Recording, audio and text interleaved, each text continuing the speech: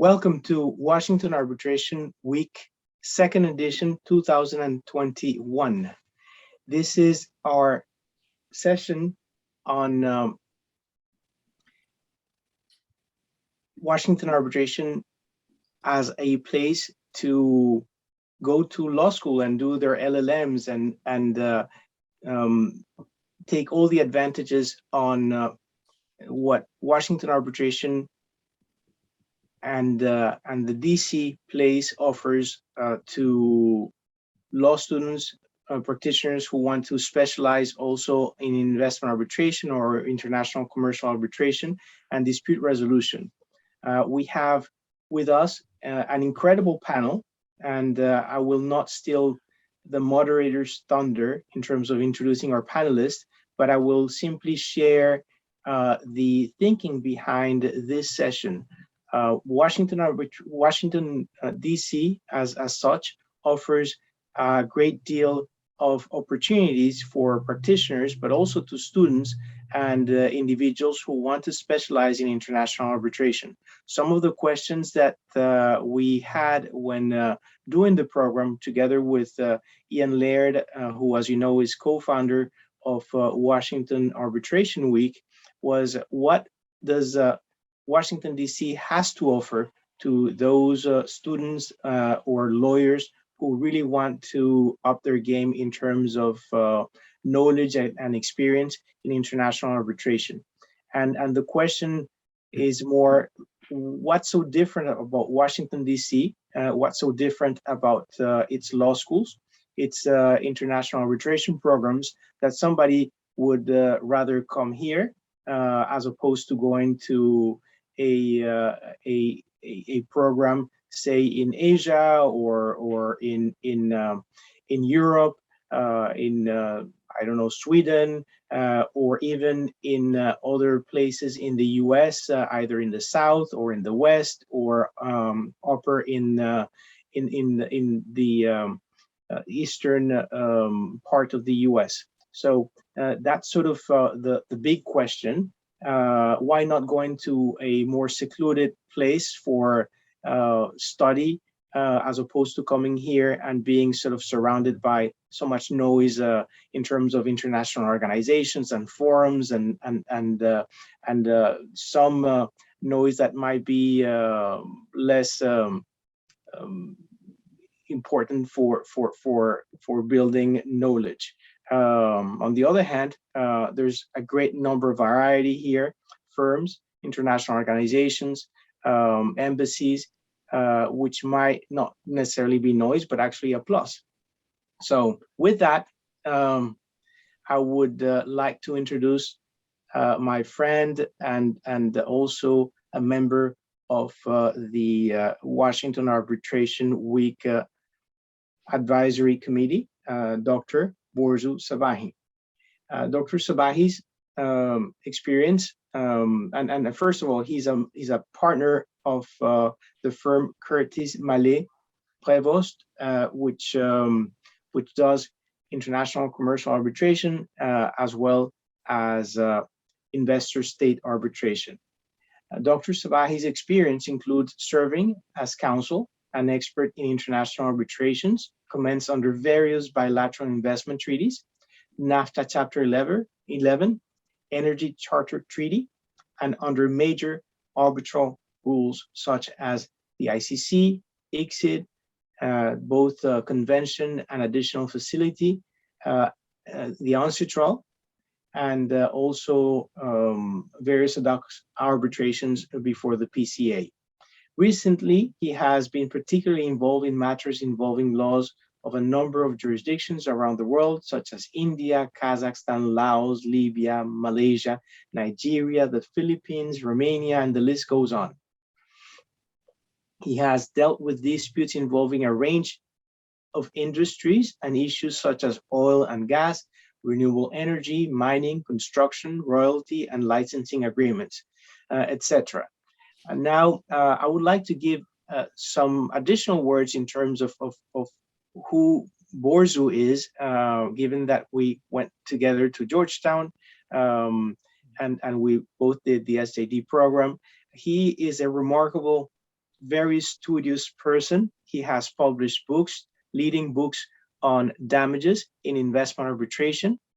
And he is always thinking in terms of how to further the existing status of knowledge in international arbitration. He's also a co-director at the ILI's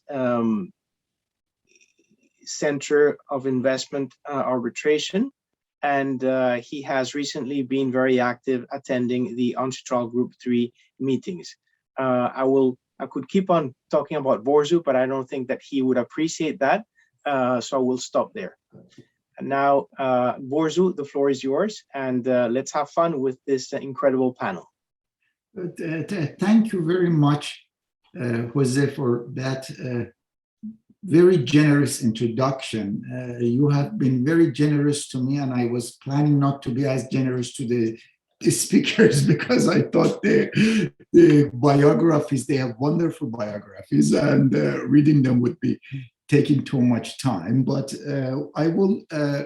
our plan is very simple. With the introduction that you provided, I think that pretty much sets out the theme for us. One theme is really kind of pursuing advanced degrees in international law and arbitration in the Washington D.C. Law School versus elsewhere. And the other thing is really kind of what are the prospects of people who pursue those advanced degrees to get a job in the international arbitration market, and how being present in DC would help with that. To address the issues surrounding that, and we're going to explore that in a set of questions that I will pose to the panel. We have a very distinguished panel here. We have professors in 3 major law schools in town, and we have, which is a wonderful kind of a mix of essentially experience and to kind of enrich our discussion. Let me start by introducing Professor Anne-Marie Whitesell, who I'm sure everybody knows her. Anne-Marie is the professor of international arbitration at Georgetown. She's a faculty director for the LLM program and program on international arbitration and dispute resolution. She has practiced in the United States and France as arbitrator, as counsel in major law firms, and she used to be Secretary General of the ICC, International Court of Arbitration, from 2001 to 2007. And I had the privilege of to be an intern at the time at the ICC and see Anne-Marie in action. And she's always very calm. And but when she comes and speaks or was in the court, it's a very commanding presence. So they're all good memories, good learning for me. And it's wonderful to have you, Anne-Marie, here. Thank you.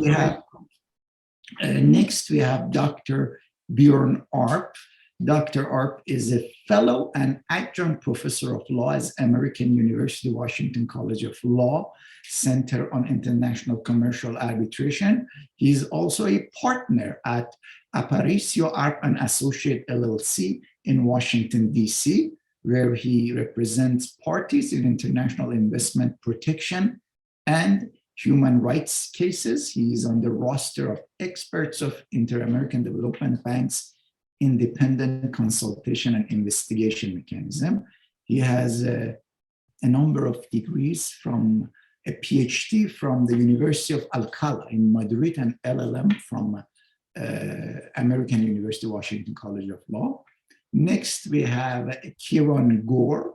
She's an attorney in the law offices of Charles Kemp, and she's an adjunct professor of law at George Washington University. I think I first met Kiran in the context of as adversaries in major firms. She used to work at the law firm of Three Crowns, and prior to that in DLA Piper. She has a lot of experience as counsel, appearing in major investment treaty cases. And Last but not least, we have Anais. She's working currently at Strategy LLP, and she's a recent graduate of Georgetown's LLM program. And I understand that she is also a trainee at OHADAC Regional Arbitration Center in Guadeloupe. And so this is a wonderful, essentially, mix of experiences that we have here. And my plan is simply ask questions about the theme that Jose Antonio nicely presented for us. I start with Anne-Marie. Let me go without further ado to our maybe first question. And my question is that, is a JD degree enough to practice international arbitration?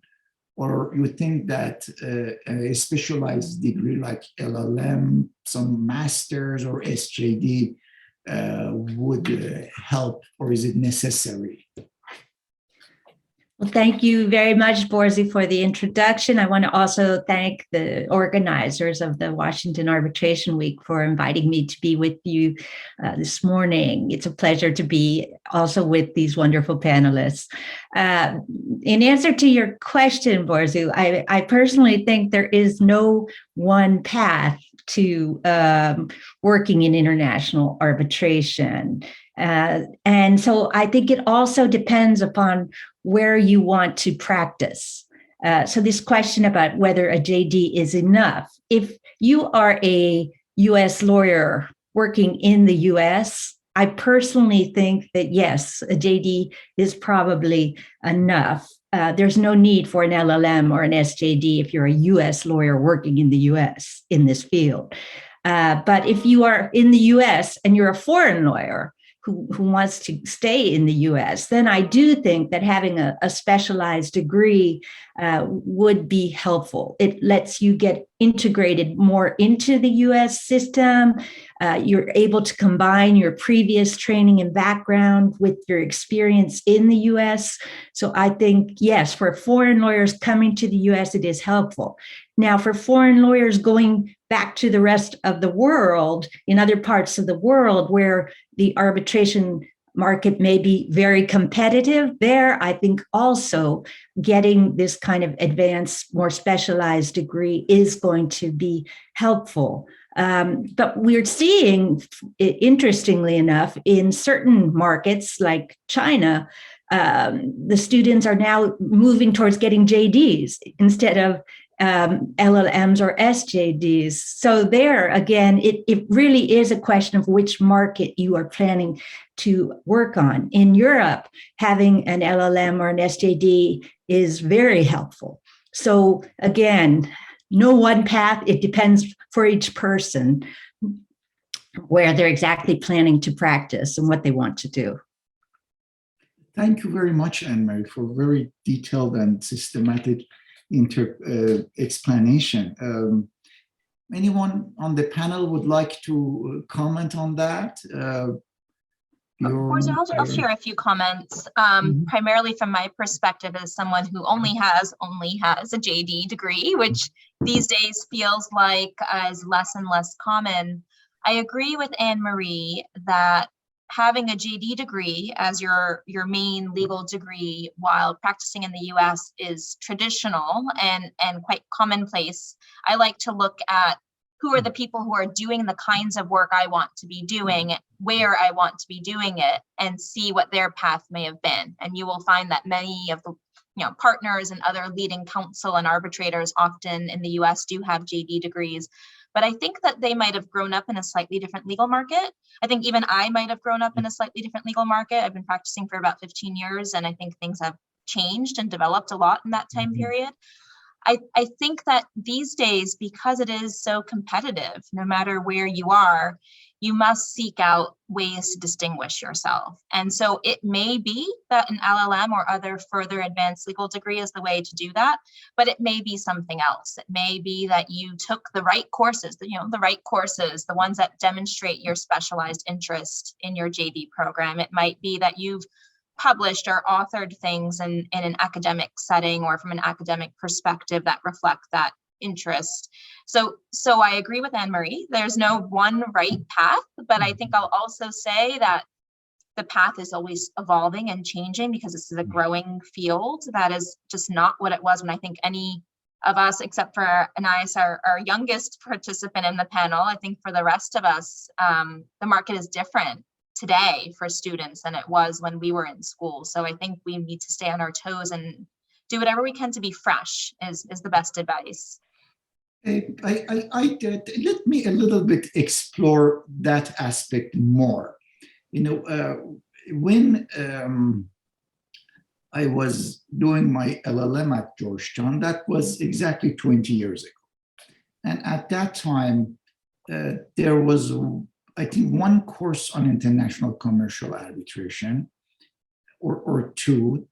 As far as I remember, there was no course on investment arbitration, treaty arbitration, a specialized course.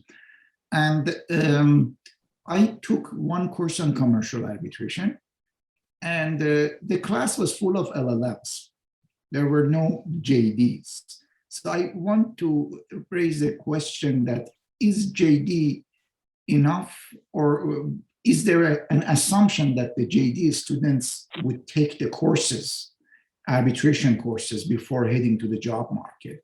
Do they need that? Or you can say that without even that, they come out of a good law school, etc., they're going to be able to survive. Is there, I don't know whether it's a good question for this panel or is a question for recruiters in the big law firms. Well, Botso, I think that as and in a way, Kian has pointed this out, that there have taken place important changes and developments over the last few years in the legal market, but also in the educational market on the side of the universities. So one of the things that, at least to me, are quite apparent is that there's a lot of need to updated information. Arbitration is evolving so fast. Arbitration, and you all said it in a way, 20 years ago, 15 years ago, was not what it is today. And so arbitration really has evolved over the last few years to become a very interesting field of professional activity, and in a way, a little bit more broader field of interest for young lawyers that want to get a foot in the door in international legal practice. And the LLM programs do provide have at least the potential of being flexible enough to provide very up-to-date, very dynamic, very quick, very good, top-notch information of the current state of developments, and even be part in the discussions of new developments and the future of arbitration that takes place. I think you participated in the UNCITRAL discussions on arbitration, and some young LLM students are participating also very actively in those discussions. And I think there the LLM has a different function in a way than maybe 20 or 25 years ago. Mm-hmm. Thank you. This is very interesting. Anais, anything that you want to add? Yes, because all of the classes that I took in the last year, I was a Georgetown student, we realized that there were like every classes that we had that was super focused on international arbitration, whether it was commercial or investment arbitration, was pretty much exclusively LLM students. We didn't have many JD students. And that's something that we realized, and we, ask ourselves how, because in the US market, having a JD makes you more competitive than an LLM. But when it comes to specific subjects such as international arbitration, having an LLM would make you, more competitive at the end rather than a JD, because it's so specialized, and we take all the classes, all the relevant classes, plus classes on basic US law, especially if you want to, take the New York bar or the California bar, for example. So we have a lot of specialized knowledge, but also roundabout knowledge about, US law, very specific US law. Thank you. That's one, and I can see there is a kind of from Kiran's generation to Ana's generation, there is a real shift there. From Kiran's generation, she just started practicing with big firms, probably. My guess is that learning mainly the things on the job rather than kind of having academically studied much. Whereas for the new generation to just break in, you need to really kind of educate yourself a lot in advance to be able to. Well, this is a wonderful start to this session. Let me then, I think we can move on to our next question. And that second question that I invite Bjorn comment on it initially is that, is the growth of the LLM programs a positive development for the practice of international law and arbitration? Your comments on that would be very useful. You're in a law firm practicing, you teach as American universities, so you have a unique perspective in that sense. Well, yes, I mean, and as you know, I'm very involved with the Center on International Commercial Arbitration at American University, where we have this LLM, and in fact, I mean, I look at this also from a more broader perspective, because we do not only have the in-residence LLM, we also offer an online LLM, which is another thing we could talk about, because as I tried to signal already, I think the market is changing, and the function of the LLM is slightly different. It's not anymore just a vehicle for foreign attorneys to be able to qualify for the New York bar and then integrate, but to really think critically about arbitration, to become well trained about the current developments that are extremely complex in some areas, involving international commercial and investment arbitration.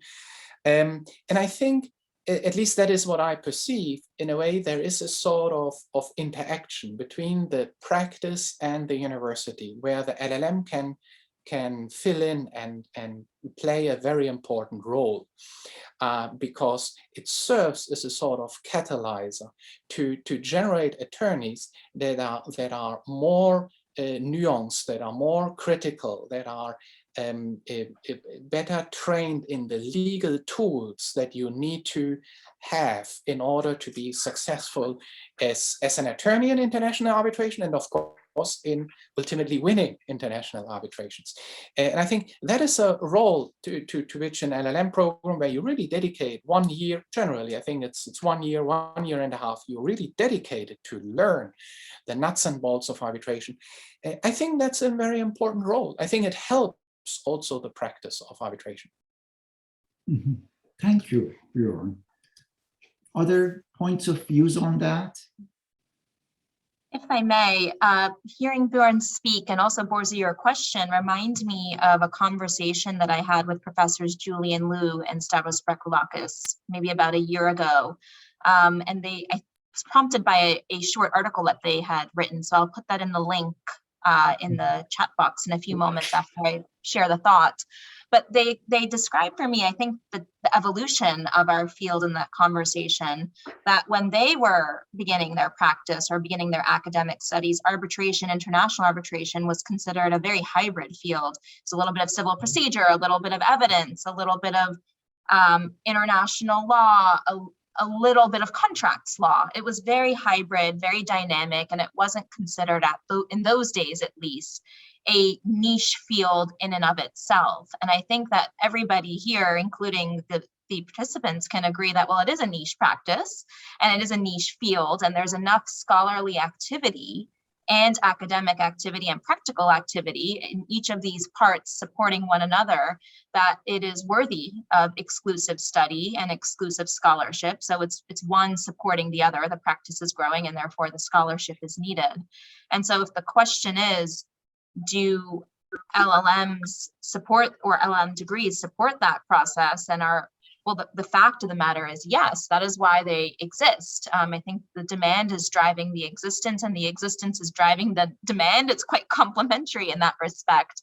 At GW, I can share that quite recently we added new certificate programs within the LLM program, focusing on not only an LLM concentration in international arbitration, but also JD concentrations. So if we were to take your question, Borzu, and flip it on its head, it's that there's actually a new demand and a new rise of concentrations within JD programs. And I've certainly, over the years, I've heard of that existing for other fields, but certainly not for our field. So GW has just launched a JD concentration in international business law, and also one in international and comparative law. So you see how the fields start to intersect. And for me, as someone who teaches in the field, it's really a great opportunity, because it means we need more courses in the field, and they are more and more specialized courses, different, Borzu, from the ones that you described having taken in your LLM studies, that they're more niche, more specialized, more focused, and that they exist because there's a demand. And there's a demand because I think students perceive that this is what they need to succeed. So I think it all really is very mutually beneficial for everybody. Beneficial. And that's very interesting. And I wanted to ask Anne-Marie about the point about having a specialized program within the JD to kind of build up arbitration.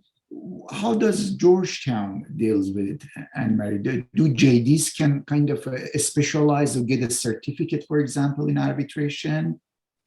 At Georgetown, no, there is no certificate for international arbitration for JD students. There are definitely JD students taking international arbitration courses.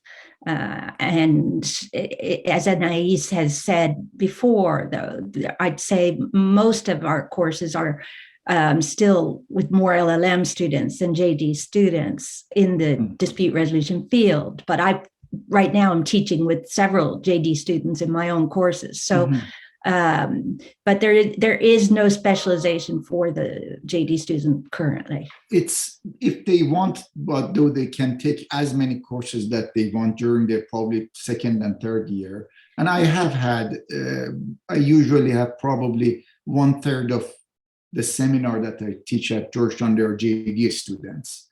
Again, I think there is a question about when is it the appropriate time for people to specialize. And I think that the question for most JD students is that they should get a general background to be able to practice law.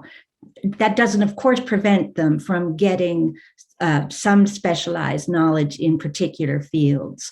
But that, again, to already be specialized in international arbitration for a typical, again, looking mainly at US law students, because that's still the largest group of JD students, that's not something that we have found that even the law firms or alumni are recommending that we would do.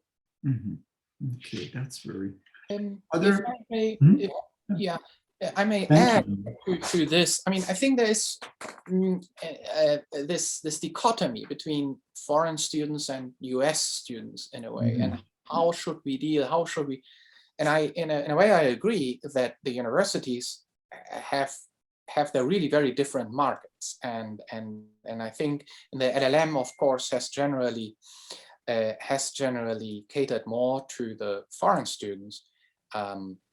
Just because of the very way the system was set up.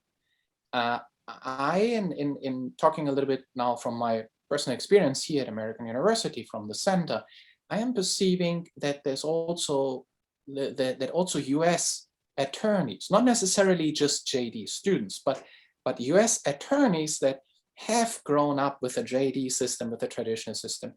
Once they realize, well, I want to specialize in international arbitration, how do I do this? And general US attorneys sometimes have the difficulty in finding the right path there, to open the doors in international arbitration.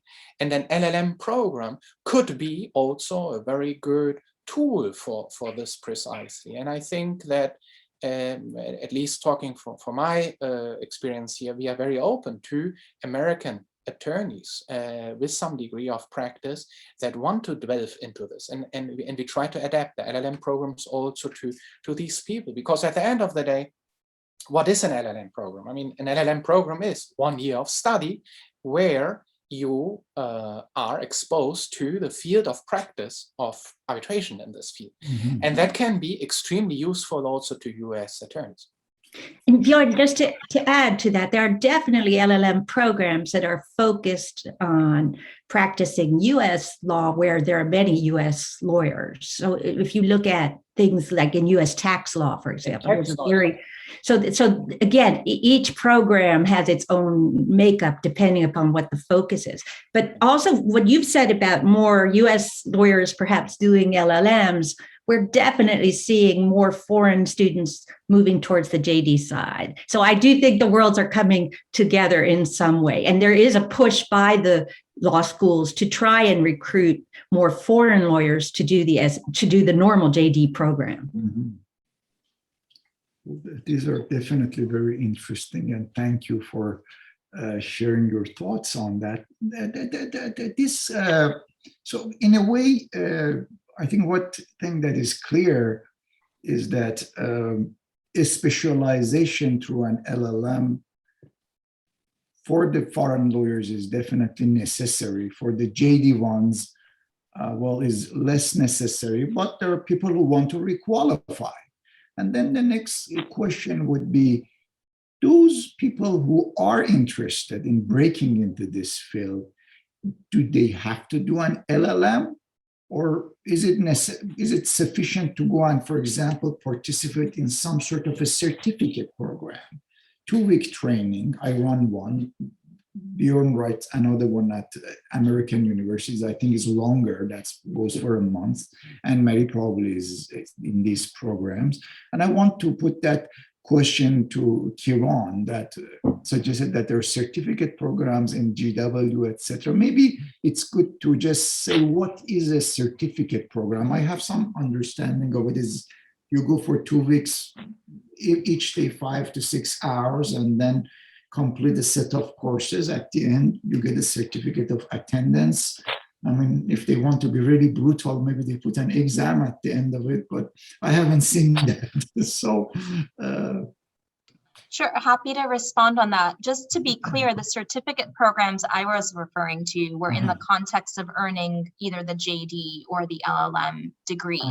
So now I think we are switching tracks to talk about independent certificates that are not a formal institutional degree, either LLM or otherwise. There's certainly very many of them. I think that the two that Borzu, you and you, Bjorn, run are probably the two most famous ones that come to my mind, at least in the US market. And I'm very familiar with the faculty of both. So I would certainly say the quality of them is top notch, and they're excellent programs if someone is looking to quickly develop skills and expertise in this niche area. I have personally also taught in some of these shorter certificate programs, and I think that these are most appropriate and best run when they have a target audience in mind. So for example, a few months ago, I ran with some other folks in the UK a certificate program that was targeting government officials from a certain region of the world, and our participants were government officials who interact with investment treaties and negotiate investment treaties and have, at the ministries of justice, what have you, and interact with them, but don't necessarily have the legal training or background to engage in this field. So it was a way to gain quickly that background so they can better interact with outside counsel, with their clients and other stakeholders. So I certainly think there's a place. That's a very specific example. That's one that I think is very effective. I think there are great ways to take advantage of these programs. If you know you have a need, or as some prospective students may think, a gap in your educational background, maybe you quickly want to learn the vernacular, the language, the terms of art. You want to know that, your advocacy submission is called a memorial and not a brief. That is useful knowledge to have if you're embroiled in a world where that is information you need. So I certainly think it's useful. I think it plays a very different role than getting the actual full degree programs that we're referring to. I think that's a very important point, I think, to emphasize. And thank you for commending my program and Bjorn's, and thank you for not saying which one is better. You know, we just kind of, I love Bjorn, obviously, we have worked with each other, but I think,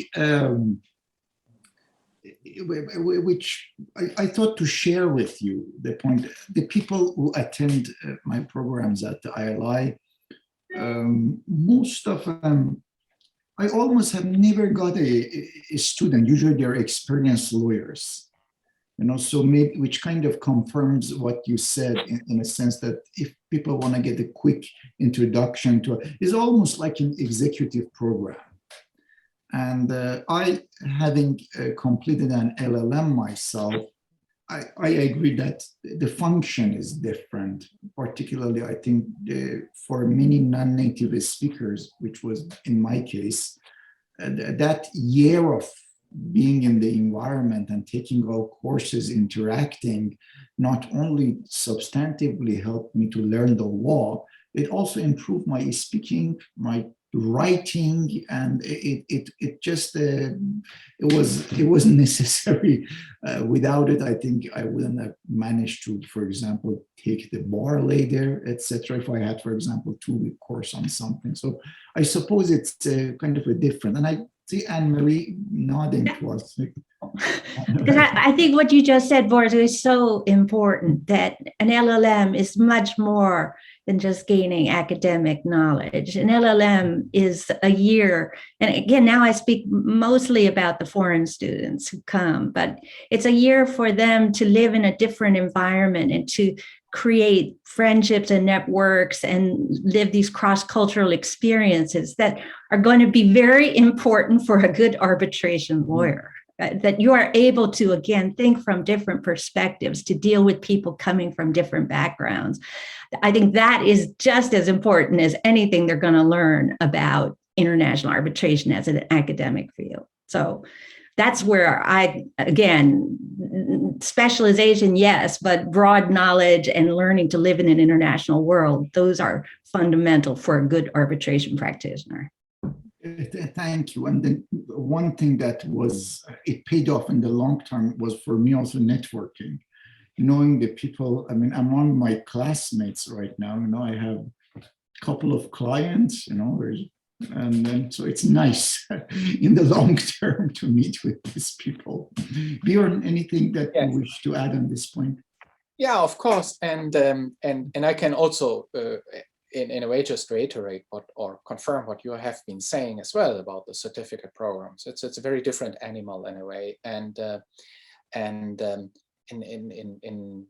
what I've seen often is that the certificate is really good for people who practically have their practice already set up, who are already working very clearly in some arbitration related thing, not necessarily exclusively in arbitration, although sometimes also, but attorneys that are handling cases and that are faced with an arbitration at some point, and they need to get up to speed on certain issues of arbitration. And I've seen this both in commercial and in investment arbitration, interestingly, because sometimes you also have local groups of counsel working on international investment arbitration cases related to certain aspects of an arbitration. And for them as well, it can be very useful to just, instead of spending a whole year on arbitration in an LLM, just get a good certificate program where they quickly can acquire those knowledges. That is excellent, and that is really the purpose of a certificate. And I can only encourage any student listening right now to keep these two things well apart. Fortunately, I think we do need to clarify, as Kieran did, though, that, you know, at least at Georgetown, the certificate is a year-long program. So we have to be clear about what type of certificate we're talking about. And as Kieran mentioned, there are certificates as part of LLM programs, or even perhaps for some people for JD programs. And those are year-long programs, which do allow people to have a focus in a specialized field. Thank you for that. Let me check the time. We have 15 minutes prior to Q&A. We have some flexibility there. We have been told after we open the session to the audience. I think in this remaining time, I try to put 2 more questions to the panel, and we see if any question comes from the audience. Maybe we may have more questions coming. But for now, I think I want to ask a question from Anis, and then that would be, I mean, this goes partly to my also background when I wanted to start an LLM program. Now, LLM programs are costly. I mean, and the question is, how should candidates justify approaching these programs? And I share with you my experience. I was 99. I wanted to apply to Georgetown. I did apply, and then I got admission. Great, I was so happy. And then I looked at oh my goodness, is $26,000. I mean, how am I going to do this? I mean, I was so scared that I decided to get a deferment for a year. So, and then I thought, I need to go and do business, MBA, something that I can easily make money. And then after a year, I changed my mind. I had to hell with it. I'm going to jump into the pool. And I got loans, I got paid it, and I went to the school. I want to see what is the mindset today. You know, I mean, obviously I took all the loans, etc. I got a job, I paid them off, but it was pretty kind of, at least for me, I came from Iran at the time. So. Well, let me say, first of all, that the price is not the same that it was 20 years ago. So it went up. It's not 26 anymore. But, you know, Georgetown offers, you know, what is it called? Well, you can get, forgetting the word, but you can get some money off your tuition. So that is great. But to get back to your question, you have to have at least an LLM or a JD to be, at the moment, at least competitive on the market when it comes to international arbitration. It used to be different, but now everybody is asking for a clerkship, for an internship in Europe, or like even an associate job in the US. You need to have at least an LLM. So in order to pursue a career in arbitration, you think about your future, just like, okay, it's a lot of money, but it's an investment for your future. You'll learn a lot. I did a specific program in international arbitration dispute resolution back in France, but it wasn't as specific, and I didn't learn as much as I did because I could choose my classes during doing an LLM. So that's, it's an investment for your future. It's really needed if you want to actually work now on, at least in the foreseeable future, in international arbitration. Thank you. Any other viewpoints on that? I may add, actually, if you allow me, Watsu. Because when Anais was talking about this experience and during the LLM program, I remember also that an LLM program today, and we come back to really the very first question. I mean, why an LLM, and should there really be an LLM, or is just any legal education sufficient? The LLMs today are really so sophisticated, and the opportunities and possibilities that you have during an LLM are just amazing, really. For instance, today, many LLM students can do moot court or moot arbitration competitions and participate, which is a whole other dimension, really, of the training for arbitration than 10 years ago. If you have this possibility to participate in a moot competition during the LLM, there you can already prepare a case, argue a case, build your legal arguments, try to be a good oralist before an arbitral tribunal, and this is an experience also that is quite unique, and helps you and generates these bonds that also survive or persist after the studies. Thank you. I have to agree on that. I did a couple of moots, not during my LLM, but I had the opportunity during the LLM, but I didn't because I already did back in France. But the fact that you can, learn how to write a memo, learn how to validate your claims and counterclaims, et cetera, you have a very specific skill development when you do a memo and when you get to be an oralist, which I had to do. I did the VC moot, and the maritime arbitration moods. You have the Frankfurt, you have the FDI. Now you have also an arbitration mood on sports arbitration. So you have a lot of different moods that you get to do, and it's a very great experience. It's a really great learning experience. And I must say of course, that we also organize the LLM mood arbitration competition at WCL, which is specifically for LLM students, because there was also for a long time there was this discussion: should should mood competitions only be for JD students, for LLM? But there are also specifically mood arbitration competition for LLM students, because we see that the usefulness, the educational usefulness is there for LLM students really very, very well. Jorge, the LLM program also allows students to do externships, at least through our program. And that is a real chance, again, only for one semester, because this is, again, just our practice that the students are allowed to do it during the second semester. But this allows the LLM students to, again, when they're foreign LLM students, to enter into US practice and to see what it's like to work inside a US law firm. They're doing these externships in Washington, D.C. And I think that is, again, many of these LLM students do already have a background and have already finished legal training somewhere else. And this is, again, a way to allow them to have a comparative view of how things are practiced here. So that's an important addition to the more purely academic education that they receive. And this really goes back, thank you, this is very useful. And it goes back to two things. One thing that Björn said, that the programs are sophisticated today. And Kiran was saying that there is a really interrelationship between the job market and these LLM programs. And it seems to me that the LLM programs, they have evolved in a way to feed these students to the law firms, like giving them a chance to, for example, do the moot thing, prepare those memos, get exactly the time.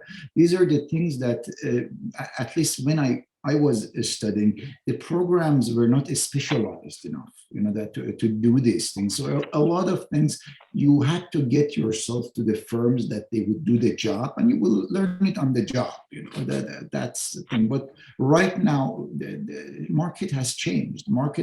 Which seems to me that then, if you don't have these skill sets, you're at a disadvantage if that's what you want to do for a living, if you want to pursue it. And people may have their different reasons to do that. That's a discussion for another panel. I found it very, very fulfilling to be involved in this field.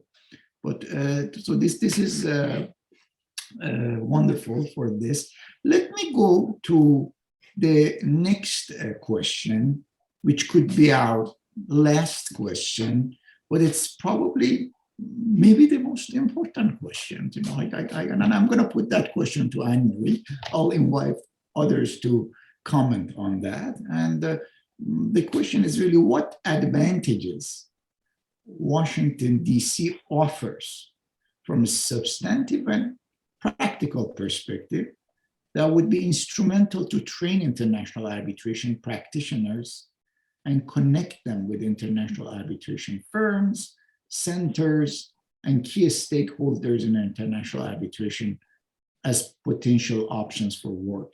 I know we have been kind of touching on various sides of this by now, but right now, just let's hit it at the heart and see exactly why Washington? Why not going to, I don't know, some nice school with a better climate and access to the beach?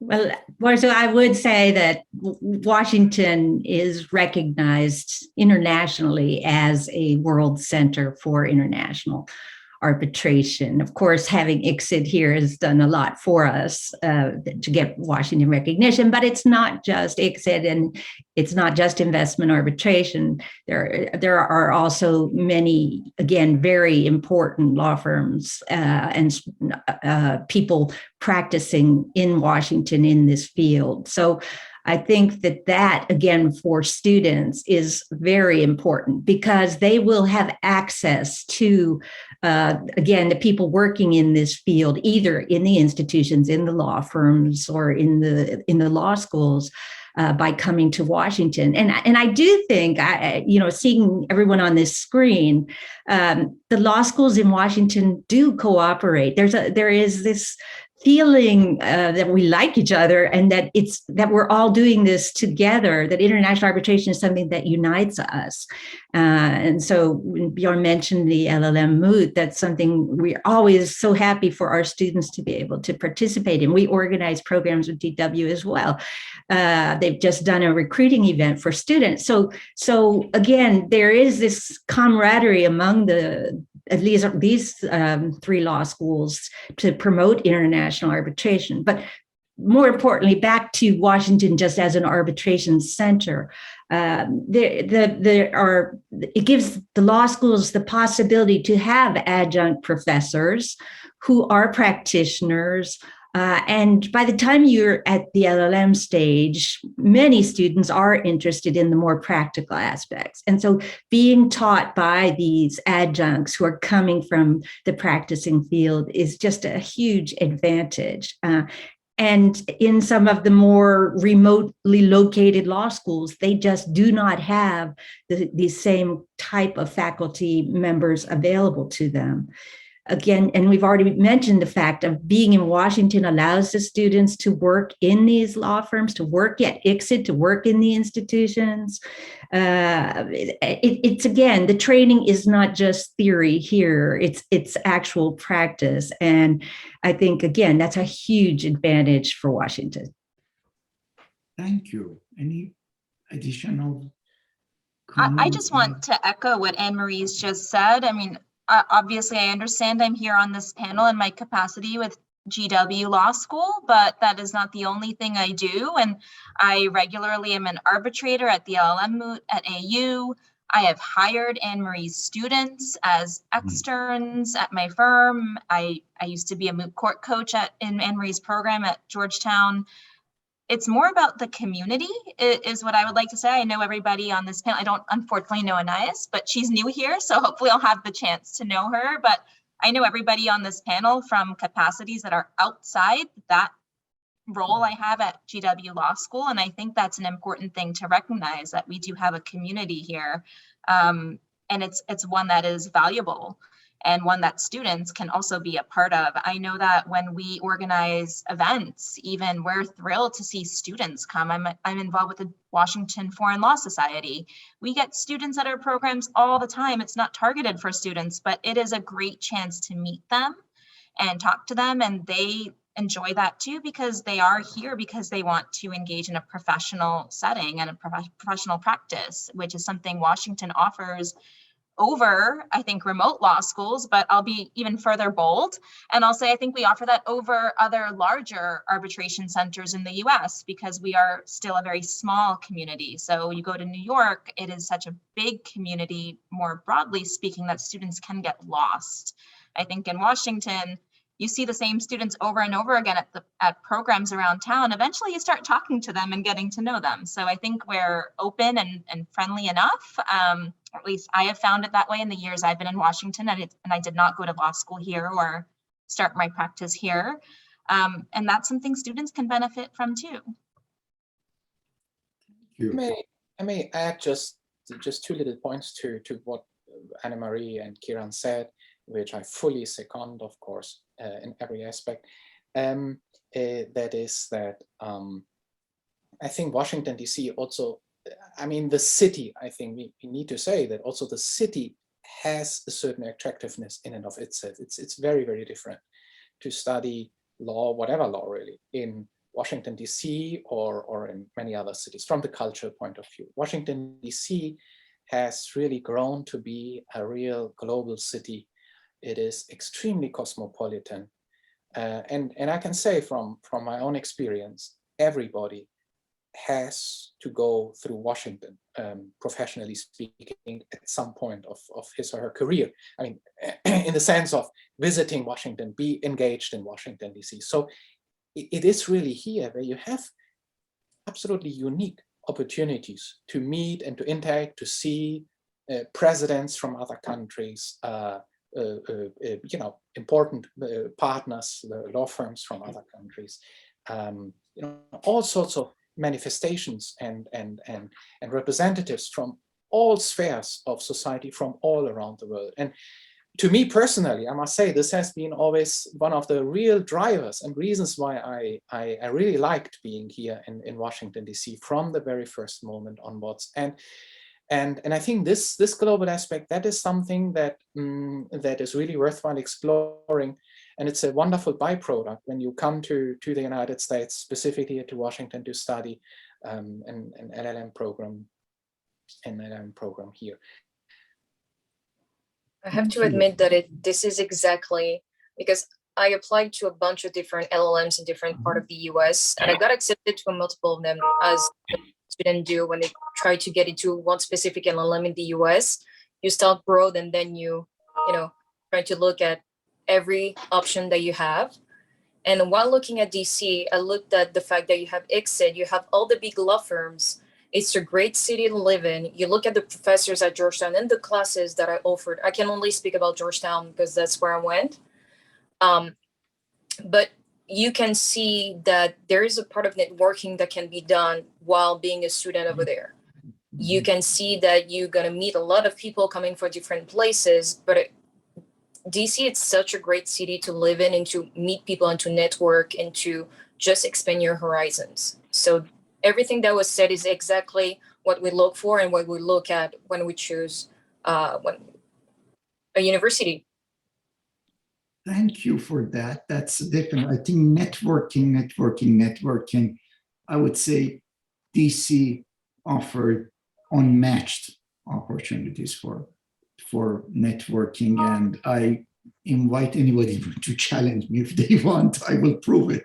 But I see Jose is here. It's probably time to open the floor for questions, but I'll be selfish and I want to ask one question of mine first, because this discussion has been inspiring, and I learned a lot listening to everyone. What came to my mind is that I'm not sure, maybe there is already something there. There was a discussion of recruiting. And we know that there are, for example, I think New York University runs a program for LLMs. They hire them. It's called ICIP, or it was called back when I was, I don't know whether it's still there, my guess is there. Is there any similar thing at the DC, for example? DC Law School collaborates. Now I understand from Anne-Marie, and is there a possibility of creating some sort of, for example, recruiting workshop for all the LLM students or who are interested in doing international arbitration? I just wanted to get a sense whether there has been anything. Is it likely? And well, Borja, I can say that ICIP still exists, and the students do continue to do that. It is organized at NYU in New York, but many of the other law schools cooperate and participate in ICIP. I know there was recently a program, I believe at GW, I don't know the details, but that was a recruiting event for Washington area students. But I honestly, that I don't know enough about it to speak more. I'm not familiar with that program, but I just can say that we're always trying to find ways to introduce, I mean, before you get to recruiting, you want students to meet practitioners. And so in the non-COVID real life world, something that I did at GW that I very much enjoyed doing was just creating large networking events. So I'd tap all my friends and practitioner friends who owed me favors to come to a GW event and talk to as many students as possible. And it was always very successful and well received, because that sets the the groundwork, and I've understood it sometimes has led to job opportunities or internship opportunities. So there's always, to answer your question, Borzu, something that we can do more informally to support students and those opportunities for them. Thank you. As to this recruitment event that you were referring to, I think that was organized on the level of vice deans from actually the 3 universities, and I just happened by pure chance listening very shortly into one of those sessions, and yeah, it was very interesting. I think it was a good initiative to provide for the students of the 3 universities sort of platform or window to engage, to obtain information about the different international organizations that exist, the hiring policies and tips. Yeah, I think that was good. So that's almost like in addition broader than what I had in mind, but it's very interesting. There are lots of enforcement. And just also add that of course networking events are important, and I think all 3 universities that are represented here are doing very important efforts in this sense to bring beyond the adjunct faculty that anyways is teaching in the respective universities, to bring the practitioners to their respective campus, to enable students to access them. And I think there are that generally also has very good results, of course. There are also student organizations, such as at Georgetown. We have the Georgetown International Arbitration Society, and I know there are similar organizations at the other law schools where the students themselves organize important events, networking events that bring people not just from Washington, but from around the world for these events. And I can tell you, we have felt the effect of the pandemic because, of course, we're doing events like today online, and that's very wonderful that we're able to keep doing this, but it's clearly not the same. And for me and the students, such as Anais, who was a student last year during this online world, I feel for them because they have missed out on that possibility of being together with people at so many of these events that we are able to organize together. We did the Georgetown Arbitration Month online. Yes, because I was part online. of the Georgetown Society, so we tried to do as much as we could. We did a networking event also, but everything is online, so it doesn't have the same, impact. You will reach out further. That's what I noticed. I have been practicing at home and teaching at home. My operations have declined in certain respects, but in certain respects they have boomed, and which is as a function of kind of probably operating in a more kind of a focused way from home and not driving every day to work. But I think there are advantages and disadvantages. And I was thinking about the generation of students such as yourself. You will be probably unique in a sense that there is a shorter supply of young lawyers of your years for 2 consecutive years. And I think that in 4 or 5 years, etc., the market, there's going to be a crunch. And because there's not enough LLMs, people with specialized degrees, etc., and that, my guess is that will pay off. But let me go to our question. We got our 2 questions. I guess one of them is a comment. It's very nice. Good afternoon, all very interesting. Edward Luke from Botswana. Thanks, Edward. And we have another question from Constantine Mission to everyone.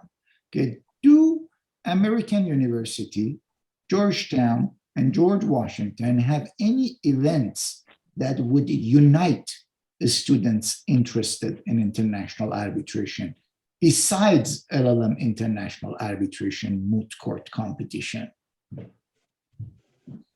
My guess is that there are many events, but I don't necessarily keep track of them. I may jump in here, Borzu, to clarify and say that in fact, as I said, we organize, all 3 universities organize networking events, and from my experience, especially here from American University, when we do conferences or all sorts of other events on arbitration, I know for sure that that there are often students from Georgetown University coming up to the campus here at Tenleytown, or from George Washington University as well, actually. Now, in the same breath, I must also admit that right now, as Anna-Marie Weitzel has pointed out, we are in difficult times in the sense that it is sometimes, I mean, many events are taking place online, so there's no need at this point to take the metro and come up to Tenleytown. With a click on your mouse, you can just access the event and participate there. As we move on campus, I think this will maybe normalize to a certain extent. Hopefully that is going to happen soon. But I think the pandemic has been a challenge for everybody. But generally, the events are very well attended by all students from all over the place, in my experience at least. Mm-hmm. Thank you. Any more questions from the audience? I can say, Borzu, that the AU events, the Washington College of Law events, also, they have very good food. So the Georgetown students love to attend those events. I've seen many Georgetown students attending those events. And GW, I'm sure it's the same, Karen, I'm sure. So when there's food, there will be students. Huh? I remember my days. I was just kind of chasing for the conference leftovers in the law center from this event to that event, and I was always hungry. So, that's there. Well, let me then. I don't see any more question. Let me put now that we have a few more minutes, if I can see, and well, 3 more minutes, but we can probably go a little bit over. I think that should be fine. Let me ask one more question to the panel. That is, I guess, I mean, all of the questions that I had really in mind are more or less have been answered. And I'm in a way asking sometimes the same question from a different angle, but let me give it a shot. And I'll put that to Bjorn, this question. I want to see, do you think there is sufficient demand for lawyers specializing in this field? These machinery of Washington D.C. law schools and other law schools around the world, they are producing a number of LLMs a year. And what do you think? Is there enough demand to absorb all of them? Well, I think that this is really a question that speaks to the different market forces. So as long as there is demand for arbitration practitioners, as long as there is arbitration taking place, I would say that there's always going to be demand from the student side to obtain better training and to be more competitive and better prepared in this area. I understand that there are some legal sectors where there is an up and down in demand. There are economic cycles where there is more demand for certain types of lawyers, less demand for certain types of lawyers. I actually looked in another context quite deeply into the potential demand, not from the student side, but from the law firm side, for arbitration practitioners. And my impression has been that the demand has been steadily growing. I don't see demand for arbitration practitioners so cyclic as maybe in other fields of legal practice. Now, this does not mean that the types of cases are always the same. I'm just talking about the fact that you have attorneys well-trained in international arbitration. And there I have seen this steady growth. And this makes me comfortable to answer your question by saying that I think that there is a steady growth of demand also from the side of the students. Right now, I would say that there's a solid demand. I don't think that the offers that are out there in training in international arbitration are too many. I think that those offers are also growing and diversifying as the demand is growing and diversifying. So so yeah, my take to this is relatively positive, but I don't know, maybe others have other opinions on this panel. This is a very good note to kind of approach the closing, but I welcome others to comment on this. Since I'm right in that, specific area of looking for a job, looking for internship, looking for, first associate year, whatever, I would say that there is sufficient demand, but there's so many people that try to get into that field that it makes it extremely competitive to get a place. So that's the thing. There's sufficient demand. They always wanted to have, new interns, looking for clerkship, etc. They're always looking for people, but it's really hard to get into that. You're going to apply to 50 plus jobs and get 2, interviews and maybe get one answer that's going to be fine. But it's a really, really competitive field, and it's not easy to get into, but there's sufficient demand, that's for sure. Thank you. Thank you very much. I think, again, it geographically depends. I started out in the beginning saying it's very hard to generalize in this field because there are markets where there is demand, there are markets where there's very little demand. And so for the students, this is something they have to keep in mind, is which markets are they going to really try to work in. And for all of these LLMs that do come to the US, they're not going to all be able to stay here. And I think the law schools have an obligation to make that understood, that it's not because you're going to do an LLM here that you're going to get a job and stay in the United States. Many do, some do, but the reality is you're coming here for the education, and then you have to figure out what you will do with that education. And there are other markets where the students will have opportunities. So study here doesn't mean you stay here. Although I'm looking at this screen and I'm seeing several, people that studied here and stayed here. So again, every person has their own path, but you have to think on a world level now and look at other geographic markets, again, for the foreign students in particular, where there may be other possibilities that they're not going to be able to find here. Thank you. Anne-Marie Weitzer, if I may just follow up to what you just said, in fact, my answer and also my analysis of the world of arbitration practitioners was referring to the global development. In fact, and you're absolutely right. I can only underline that any young attorney at this point should not look at the LLM just as a sort of specialization in order to have access to the US market, to the US legal market. But this is, I think, also a change of mind that should happen all across the board, not only when you're talking about LLM. I think legal practice, especially for international arbitration, we should look at it from a global perspective. And there are excellent professional growth opportunities, very excellent ones, also outside the United States. It is not anymore the case that the only hope, the only future you have as a good international attorney is in the United States.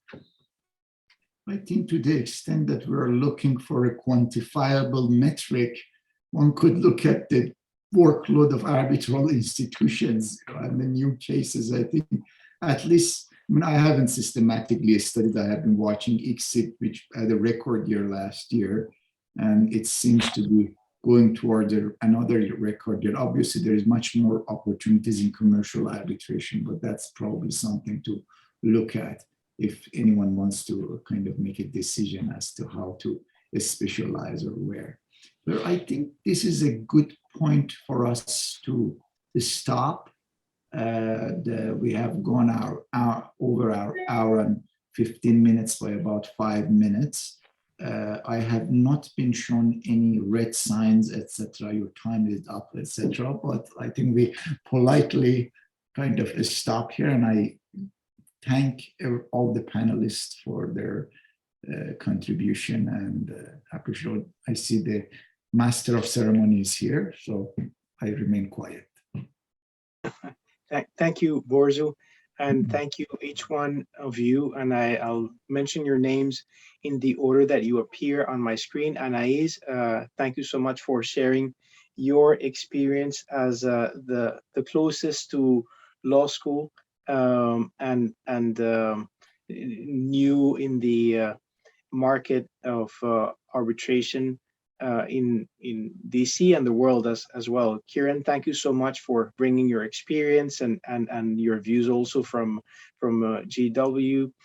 Bjorn, a pleasure as well to hear from American University, and Anne-Marie, enchanté, and thank you so much for sharing the views of course my alma mater, Georgetown University Law Center, and Borzu, thank you for making this a tremendously warm experience as always.